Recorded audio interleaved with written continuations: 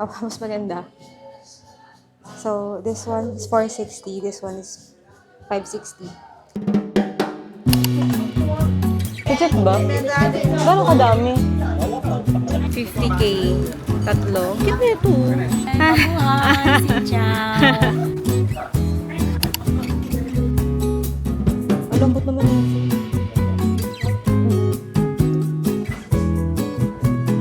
Parang ako tapos kumain ko.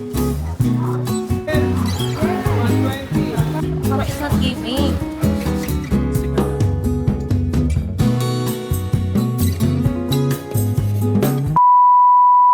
Hey guys, so we're now here sa Hanoi. So nag-check-in na kami, nag-settle down. Hindi ko na masyadong pinakita yung process nung sa sleeper bus. Kasi nakita nyo naman na yun sa una nating episode. And right now, we will be having our dinner. Maghaharap kami ng mga affordable dito sa area, sa old quarters.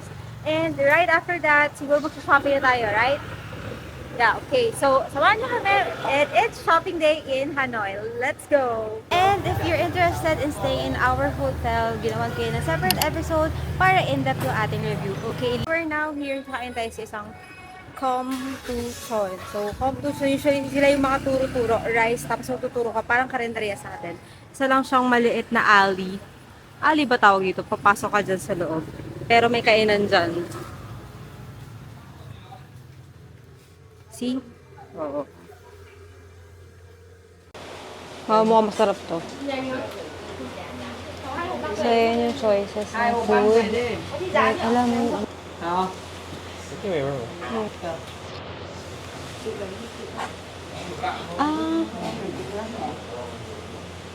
Okay. Legit ba? So, ganito siya. Legit ba? Gano'ng kadami? Itlog ba to? Konti lang. Required may gulay. Ayoko eh.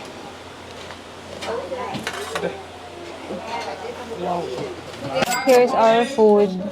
Ayan, ito yung mga pinagkukuha ko. Tapos nagkukuha ko ng konting veggies. Tapos ganyan si Rai. Actually, confused kami kung paano. Kasi, akala namin parang sila yung magsasandok. Kasi pala, ikaw bahala. Tapos pipresyohan nila. Tapos, akala ko hindi record ko po ng gulay. So, mukhang dito kumakain yung mga lokal. Kasi karinderya siya eh. Tapos kami kumain! So, mukha kaming tanga-tanga doon. Ano lang doon? Para kami sa library. Yes. Hindi, kasi nakita ko talaga siya sa isang Vietnamese TikTok. Tapos sabi niya, parang technically ito yung karinderya natin. So, maraming ulam. Tapos, ang problema kasi nun, akala ko, pag tinuro mo, sila kukuha. Yung pala, ikaw ang kukuha. Abutan ka ng tong? Oo, abutan ka ng tong, abutan ka ng pinggan na may kanin, kuha ka ulam mo. Tapos bayad ka. Tapos, bilang small eater lang ako, ilang piraso ba dapat kukunin na ba ito ditimbangin? Wala. O, di kumuha ako 2 pirasong meat. Kasi ngayon lang naman kaya kong ubusin. Tapos, bayad ako 50,000 daw. Record din may gulay pala. Required din may gulay. Sino-observe namin paano kumain yung mga ano. Kasi lahat ng trabahador, galing office, lahat ng mga magtatrabaho. Basta, walang foreigner doon. Kami lang ni Rai. Pero alam niyo legit, kasi doon yun yung mga affordable talagang kinakainan ng mga lokal. 110 lang yun. 110,000 dalawa na. Nakita niyo naman siguro sa clip kanina, di ba? So ngayon, nakakain na tayo, nakapagkape na. Anong next? Shopping. Shopping! So, ang ating first stop is si ating famous sa TikTok na souvenir shop. Okay guys, we're here. Nakita ko lang to sa TikTok. May mga Vietnam shirt din. Pero, kami dito bibili. Meron tayo isang bibilihan mamaya sa Cool Cat. Kasama ko kayo dun. Sobrang cute. Medyo mas mahal siguro. Pero kasi yung quality, yung hinahabol namin. Nung nakabili kami last time ng mga t-shirt sa Benton Market, pumurong siya nung after isang labas. So, hindi nakasama. Yun si ating TikTok. So, same lang din daw pala to. Katapat lang. Ayun si ating famous. How much? This one and renta is apat 100. For one. Here? Everything? Only last one. Oh, okay. Ito mahal. 50K. Tatlo. Ang cute na ito. Pero gusto ko kasi Hanoi. Cute din ito. Oh, we got itong coaster para pag umorder kami iced coffee. Pwede card payment sa kanya tapos walang charge. Hindi ka dito ibang stores may 2%. Ay, mabuhay si Chow. Thank you! Come on. Salamat! Okay, so nakabili na kami and ang sweet ni ate kasi nagbigay siya ng key wallet. Tapos guess what? Binigay niya pa ako ng 10,000 daw. Ipasok ko daw dito kasi syempre, pampaswerte sa wallet. Ayun yung katapat niyang store. Yun. Pero nandito siya sa kabila eh. Okay, we're now here sa Cool Cat.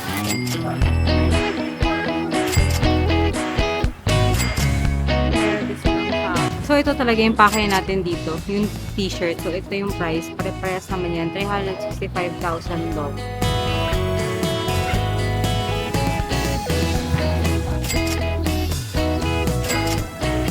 Ito. Ito yung kinuha ko. Hehehe. May banmi siya. Wala lang ang cute. Ito ay baby tea. So, for reference, ito yung baby tea. One size lang ako. Tapos, 5-2 ako. Ayan, haba pa siya sa akin. So, kasha siguro ito for small to medium, no? Mga small to medium size bata. While kapag ka t-shirt, yung mga ganito may sizes as small and medium large. And we're back sa ating shopping. Pinagbigyan tayo ni Lord on our first full day here in Hanoi. So, sobrang sunny and yes, we're here along Batriu Street, something ganon. And kasi mag-shop tayo ngayon ng shoes! I-move down natin ang ating shoes before entering.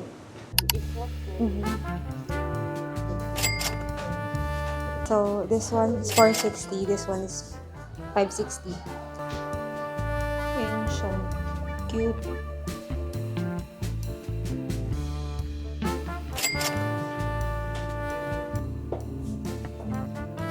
Sobrang nagsasabi ko.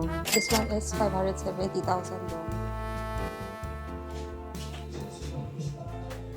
I'm thinking, ito na lang kunin ko. This one is $650,000. Doon na yung mukhang ulit siya ba. Pero sobrang lambot niya as in. Ang quality. Alam kong tatagal ako nito ng 10,000 steps. This one naman, flat lang siya. But, sobrang lambot nung leather. Leather ba to? Like, alam kong hindi ako magkakapaltos dito. And makakatagal din naman ako sa office nito. Pero, I doubt. Kasi medyo flat lang siya. And like, if flat-footed kayo, baka hindi umubra to sa 10,000. But the other one, I'm sure it will last. Okay? Damage has been done. Hey, good morning guys. We are now here at Dongchuan Market. Dito lang yan din malapit sa Old Quarter. So, this is our last full day here in Hanoi and mag-shopping tayo ulit. So, lahat ng clips na to, continuous lang to from day 1 natin dito sa Hanoi up to the last day pagko-compile ko to. Okay, so tara. Para siyang Bentan. Para siyang Benton Market, yes. Para siyang Green Hills. Green Hills natin. So, para siyang Divisoria, may bags, may panali, may accessories, may mga gadgets, may maleta. Ito ay nasa first floor. Meron ding second floor para mga damit ata yun. Dry market tayong area. Ito yung mga nasa likuran ko. Mga dried na shrimp, mga mushroom, baby. May mga nuts din. Cashew, chestnut. Oh, may raisins. Tapos nandito tayo sa area ng mga shoes. Sobrang daming shoes. Kita nyo ba yan? May bags din dito sa akin. Kabilang side. May mga underwear. 100 daw yan. Parang kulay na. Ayan. Ano ba niya? Ano ba? Ito yan, yung kinakain namin, ito yan. 100 daw isa niyan. Ayan, ganito karami. Ito, nabili namin to sa Bentan before. Hindi ko pala mag-almusal dito. Ay, ayoko to. This one, how much? 40? 40. Chocolate o sugar? Wait. Ah, wala na. Itong paninda niya, tikman ko na. Hanggang ngayon, kumakain pa rin kami. Ano sabi mo? Ate lahat best seller. Dami na namin nabili, so pa ito na. Ayun, 1.3 baht with cheese. Na? Okay. 1,310,000 dapat, eh 1.3. Tapos, sabi ko, sige, huwag mo na discount. Ayun naman. Okay, perfect. Thank you so much. Salamat. Guys, if you're wondering saan si ate, dito siya. Ito yung store niya and diyan siya mismo sa may relo na yan. And yeah, maraming Pinoy din na bumibili dito and sobrang generous siya sa discount. So, ayan. Okay guys, we are now down to our last shop. So, ngayon, nandito tayo sa may Shoe Street. Nilagay ko dito yung exact hint kasi bibili tayo ng sneakers. Pero, disclaimer lang guys, lahat ng mga binibenta sa street na to is Class A and not authentic. Pero, but, yung quality niya is of the highest quality. Kumbaga, Class A, highest level. Kasi if meron ka namang own pair ng shoes, like kung sa NB, makikita mo naman eh. And nag-canvas na rin kami ng mga nakaraang araw and chinek ko yung sa Onitsuka is okay naman, nararamdaman mo naman nga talaga. Again, disclaimer, hindi po sila original. Okay, Class A lang po siya, pero pinakamagandang Class A level. Alright! Ayan, marami silang selections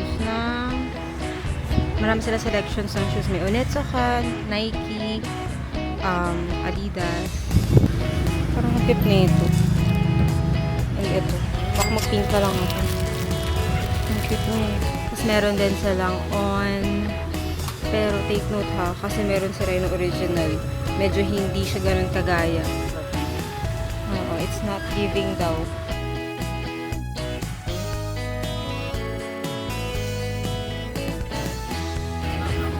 It's not giving.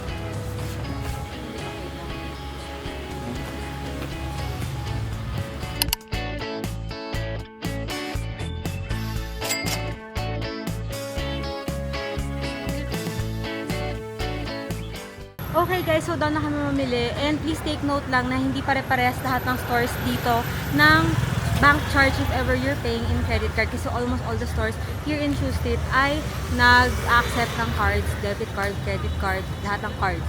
Okay? So yung sa case namin dito sa store is 5%, meron ding ibang 3% pero kasi mas mura dito sa store na to yung nasa likuran ko. Kahit 5% yan. Oo. Yung iba kasi 3% pero mas malaki yung presyo nila. Ito maliit, sobrang liit plus 5% nga lang. Pero mas ano pa rin, maliit pa rin nga again. Okay? And that ends our shopping vlog here in Hanoi. I hope nakakakuha kayo ng tips sa lahat ng pinaggagawa natin sa vlog na to. And yes, if you have any questions, please comment down below or you can message me personally on my social media accounts platform. Don't forget to subscribe and click the notification bell para update kayo sa ating future travels. Again, Jan Villeja, giving you content, anything and everything on our channel. Thank you guys for watching. I'll see you on the next one.